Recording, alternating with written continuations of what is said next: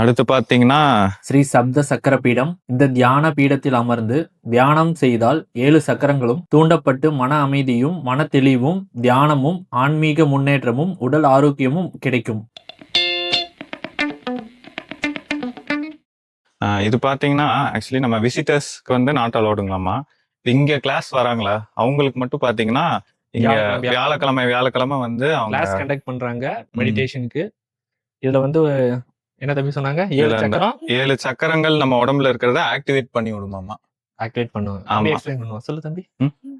இல்ல சொல்லுங்க. வீடியோ வரல சொல்லு. இந்த 7 சக்கரங்களை ஆக்டிவேட் பண்றதுக்கு வந்து அதுக்கான பவர்லாம் இதுல இருக்குங்களாமா. இவங்க இதை பூஜை பண்ணி இதுக்கான இது வச்சிருக்காங்க. இவங்க கிளாஸ்ல இருக்கவங்க வந்து ஒவ்வொருத்தங்களும் ஒவ்வொரு இதுல உட்காந்து தியானம் பண்ணுவாங்க. பண்ணி எந்திரிச்சு அவங்களோட சக்கரங்களை ஆக்டிவேட் பண்ணிக்குவாங்களாமா. இல்ல இது தப்பா சொன்னீங்க. இல்லைங்க, இதுதான் கரெக்டாடா தம்பி? கரெக்ட் தான். அப்படிதான் சொன்னாங்க. கரெக்ட் தானே? நான் கரெக்டா தான் சொல்லியிருக்கேன். தம்பி கரெக்ட் தான். ம். கரெக்ட் தான்.